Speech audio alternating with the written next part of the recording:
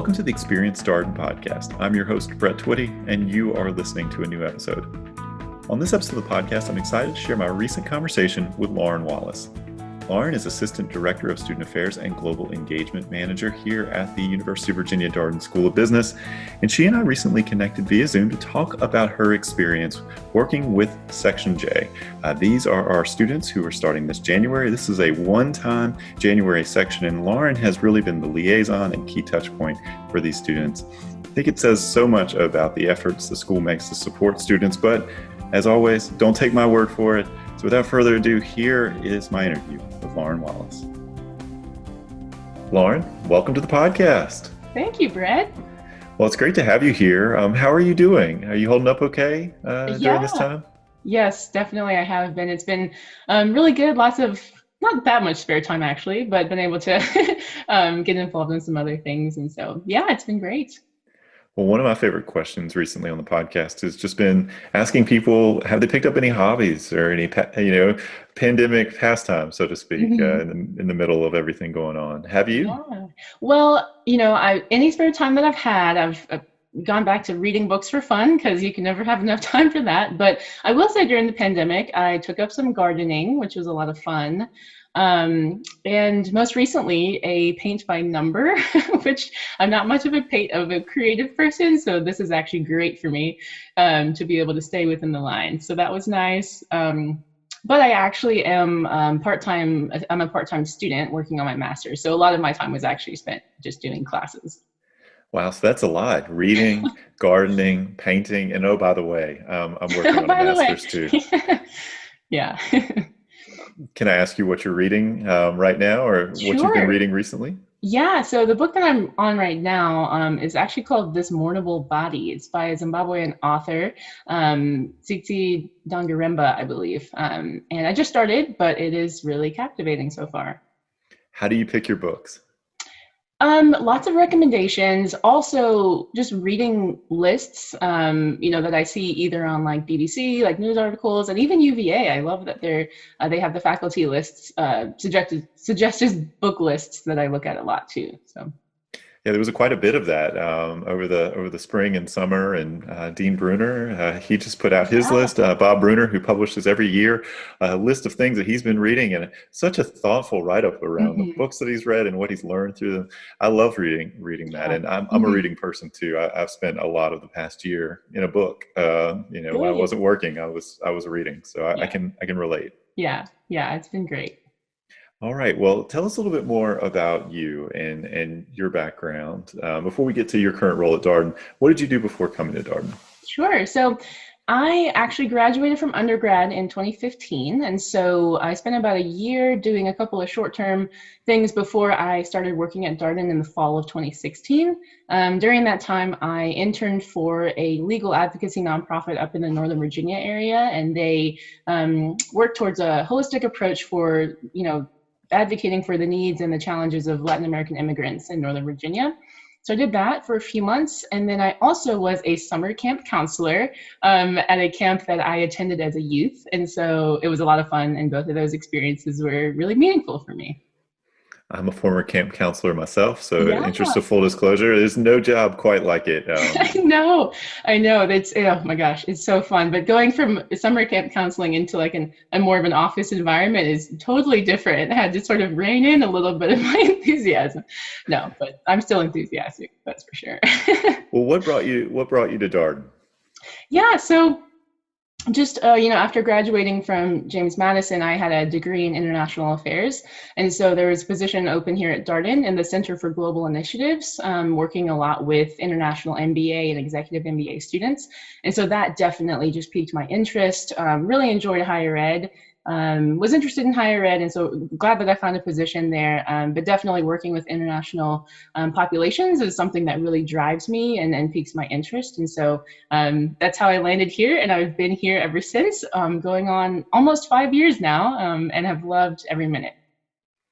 One of the things that we talked about here on the podcast is sort of the explosion of interest in global courses, the Darden Worldwide courses. It feels like, obviously, things are a bit complicated here with the pandemic, although there have been some virtual course offerings, which have been cool to Yeah. hear about. Yeah. But prior to the pandemic, it seemed like there were so many students who wanted to be Yeah. outside the U.S. and see the world, and Mhm. that was one of the great trends. Yeah, absolutely. And I wish I knew the numbers off the top of my head, but from the time that I started until right before the pandemic, the percentage of students who either attended or had signed up to take a global course definitely increased significantly. And so it was a really, really, and still is, a really exciting time to work for CGI, the Center for Global Initiatives.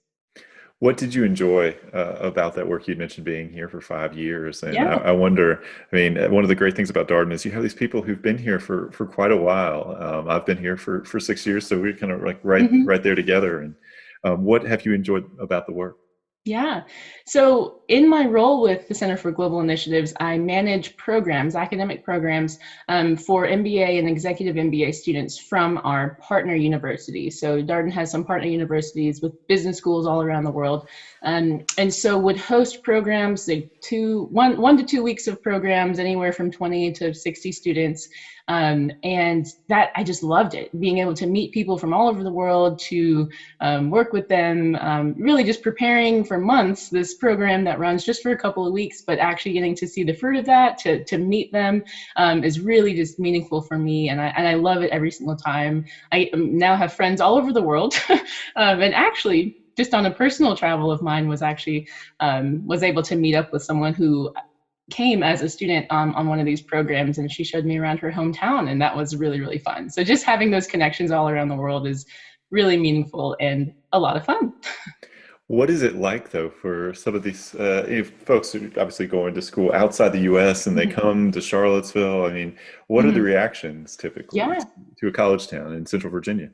I think a lot of them feel like, a lot of them who have come, at least in my speaking with them, have been to the US before, maybe big cities. So Miami or New York or even California, Bay Area. And so coming to Charlottesville for them is really unique because it's an opportunity for them to come to a smaller town, like you said, college town. And it's different. A lot of the times I hear it's quiet, because if you go to New York or Miami, there's just bustling noises all the time. So you come to a smaller town like Charlottesville and you just, going out for dinners or drinks or whatever it is, it's just quieter because there's fewer people, but it is just a nice, like, refreshing. This is what, I don't want to say the majority of America, but it's not a big city. And so this is sort of what they get to see another side of the US that they might not have been able to see before. And I imagine every group is a little bit different. Is that Mhm. true, depending on where they're coming from in the world? And how does that Yeah. shape and influence what you're thinking about doing with them? Yeah, absolutely. Well, it's fun because you get to see the cultural differences between groups that are coming from different countries. And even just in the 4 years or so that I've been here, that has really helped me plan and manage and work with these programs in that way, whether I'm working with a school from China or Switzerland or Peru. Definitely changes how I interact and respond, always providing, best service that I can. But it can be even better when you know those cultural nuances. And so that's been really good. And I think I've definitely learned that and gained that over the time that I've been here. Well, we talked a lot about these students coming here. Do you get to go there, or have you been to visit these schools as well? Yeah, so I haven't been able to visit the schools, like our partner schools. However, working with the Center for Global Initiatives, I've actually been able to travel with some of our students, some of Darden students, when they go on their global academic courses abroad. And those trips are just phenomenal because not only are they learning so much and they're spending so much time with one another, but as a staff coordinator for those trips, it's just a lot of fun to get to know our own students, Darden students, a lot better in a different environment.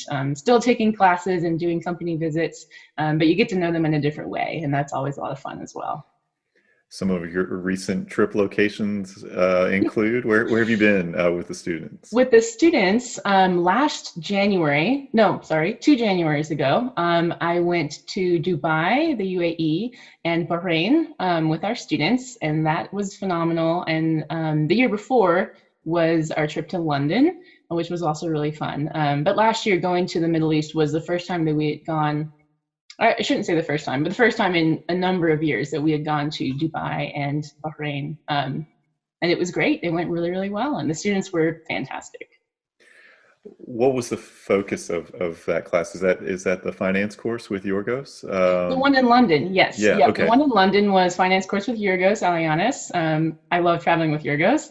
And he also was one of the co-faculty leaders with June West going to the Middle East. Okay. And so it was definitely had a finance lens to it, but also looking at modernization, financial capitals in the Middle East, and comparing that to traditional cultures as well. How interesting. Well, I can imagine it's great to be a staff member and to have that time with Darden students. I think we all agree that one of the best parts about our job is all the interesting people we get to meet, and that's certainly inclusive of our students. They're such great That's people, right. fascinating people. So Mhm. we invited you on the podcast not just to talk about Center for Global Initiatives, but to talk a little bit about what we here at the Darden School are calling Section J. That's right. So this is a one-off section. This is a group of students who started here in January.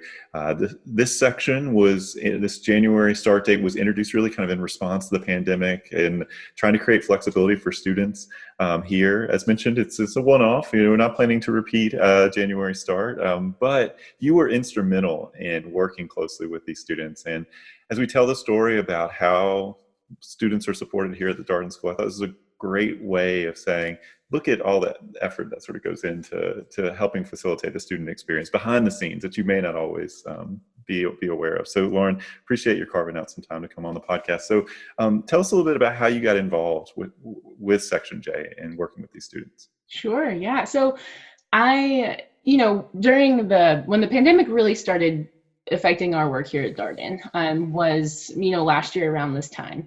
And so a lot of the programs that I run or manage, they are with our international partners who come to Darden. Now, naturally with the pandemic, fewer people are traveling, not being able to host programs, or send programs abroad either. And so there was a little bit of, pandemic also created more needs for Darden to be able to help out in different ways. And so with that, I was really able to take advantage of working with different departments and getting to see different areas of Darden.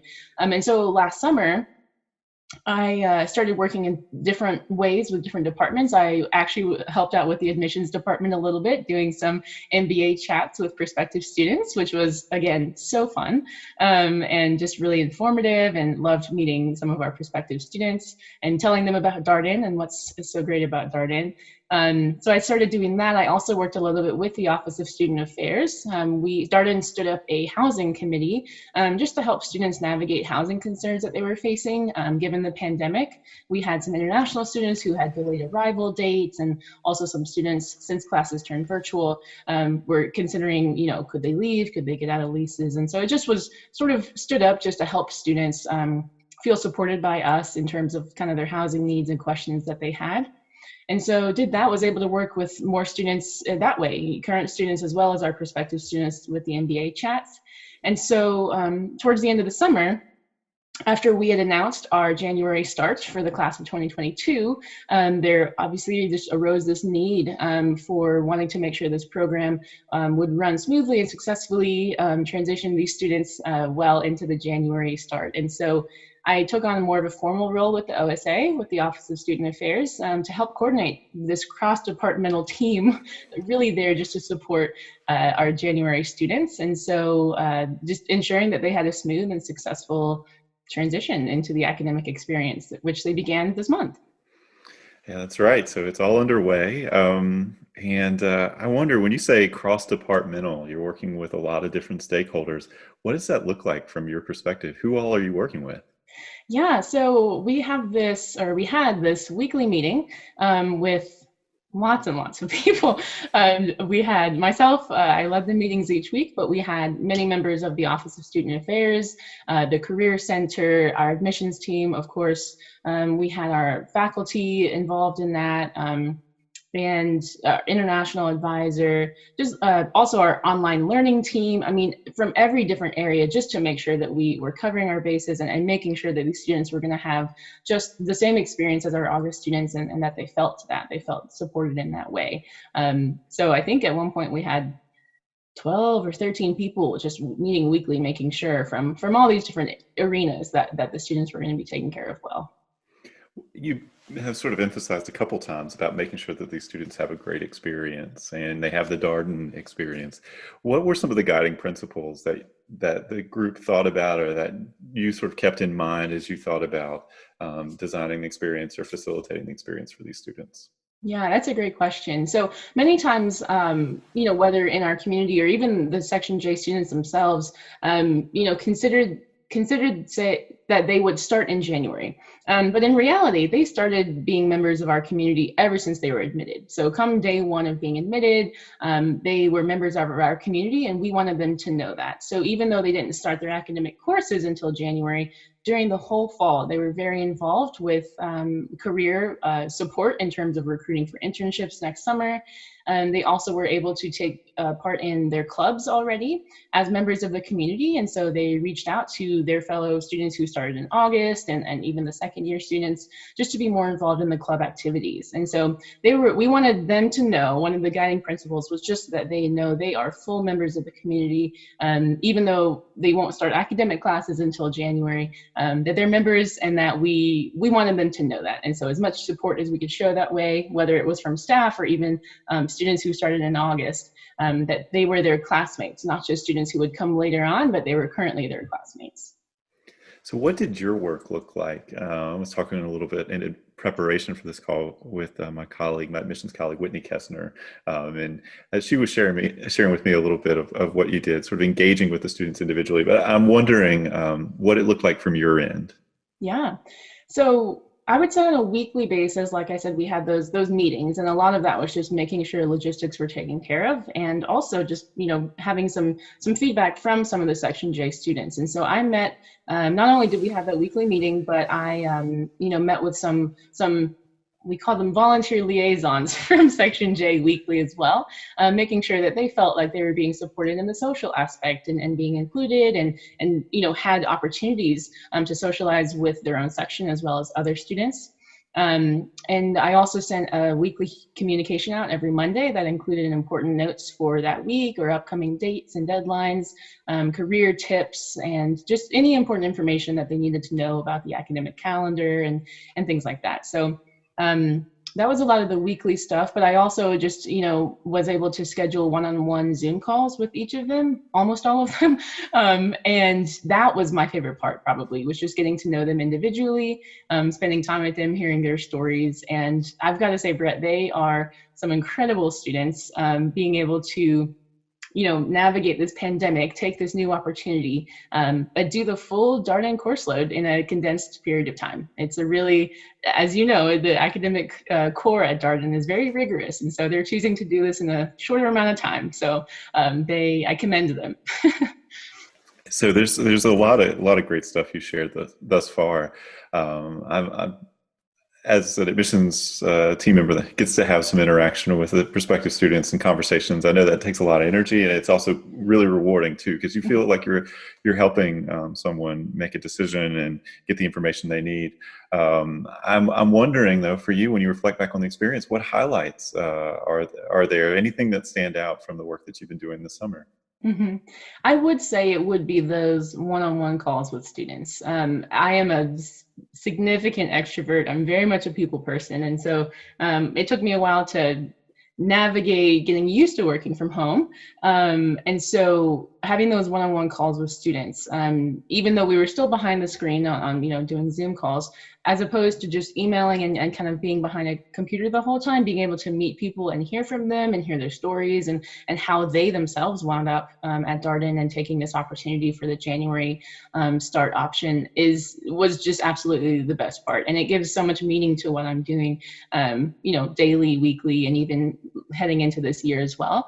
Makes it a lot more meaningful for me to have those personal relationships with students. Any things that you learned, or I mean, you mentioned being at Darden for almost 5 years now and working really closely with incoming students. I wonder if there's any things that you took away from that experience that you feel like you're going to use going forward, or any things that you learned from the conversations that you had with students as they prepared for their January start. I'm just so inspired by these Section J students. I mean, they decided, given different, work situations or whatever it was personally that happened right before that made them decide they want to take this January start option. I'm just really, inspired by them that they, took the reins on this and are deciding to take this option and just move forth with it. they they I they're doing recruiting right now for internships this summer, and so that's just a lot on top of starting a rigorous academic core. And so as someone, I can relate to them in the sense that, as I mentioned before, I'm working on my master's part-time, and so I think doing what I do, which is work full-time and school part-time, is one thing, but doing work, some of these students ended up working all the way through the fall, even though they were still involved in recruiting. They were full-time working, they were full-time, students, recruiting and doing clubs and everything. And then they started the academic experience in January. And so I think being able to empathize with that as a part-time student myself, I'm just really just remarkable, the students and their dedication to wanting to be here and to do this well. That's tremendous, just to think about the resilience, the grit of this group, and Exactly. Yeah. just the energy that they're bringing to this Mm-hmm. experience. How are things going for them? It sounds like a very busy time for them as they, of course, get started with classes. Yeah. Recruiting is ramping up. I wonder how are things going so far? Yeah, well, they did just finish their J-term course. So they had one J-term course, core course, that they started in early January, January 4th. And they just finished classes for that yesterday and will take the exam this weekend. And so from what I've heard from students, is that they really enjoyed the class, they enjoyed the professors teaching the class. And so I think they were just really eager to finally feel like they're starting the academic part of their Darden experience, even though they had started the recruiting and the club part before that as well. So from what I've heard, I think it's gone really well. They enjoyed the class. Also, the January recruiting started on January 4th as well. And so again, like you said, they had a lot going on.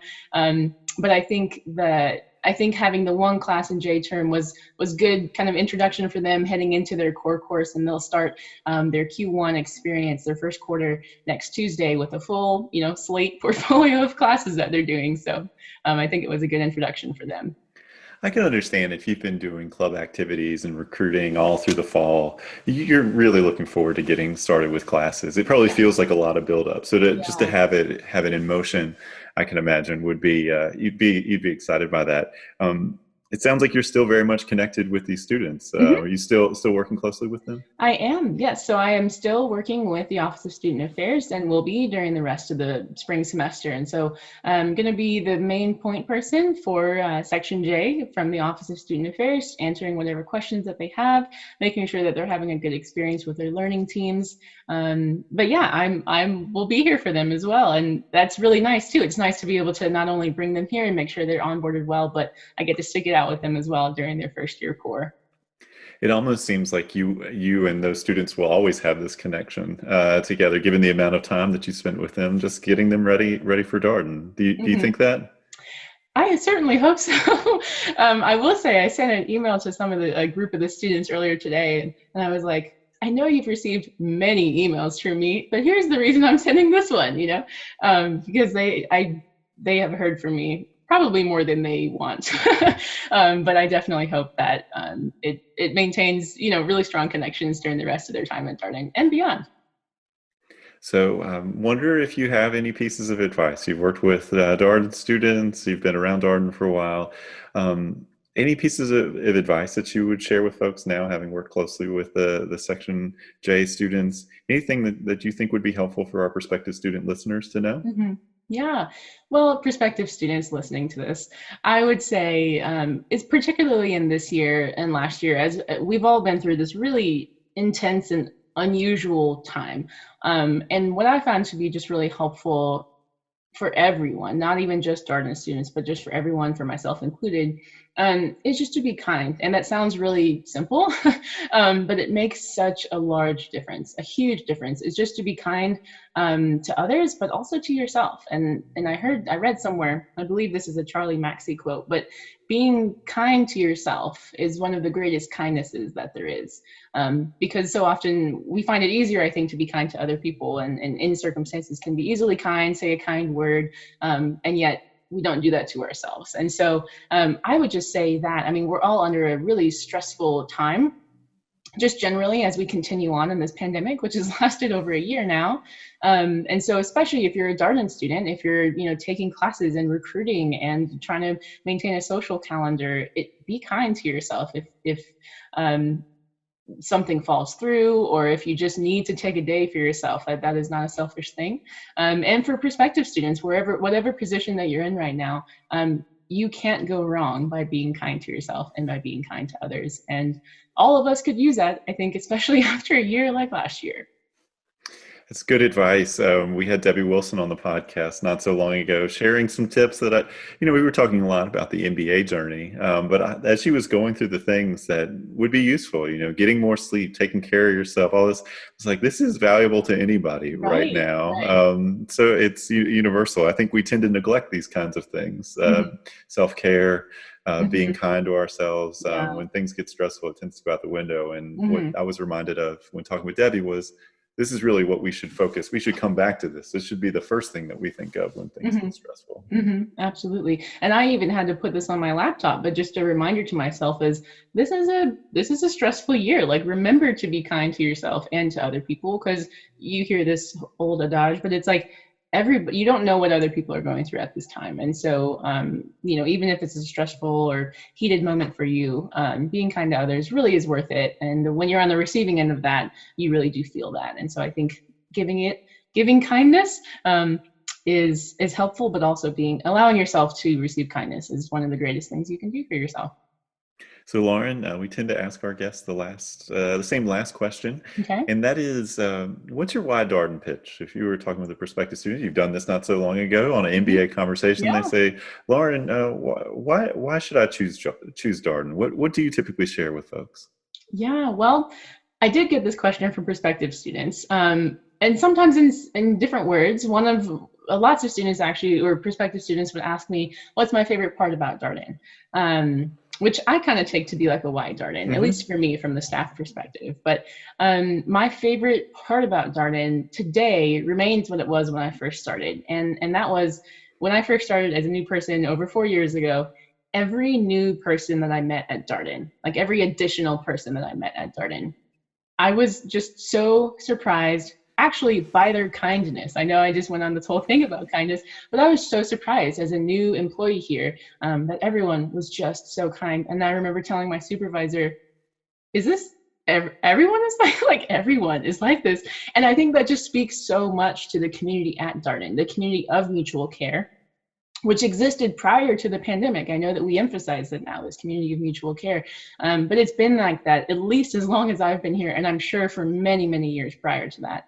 And so I just remember thinking, everybody is so nice, like they're just so kind. And so that when students or prospective students would ask me, what is my favorite part of Darden?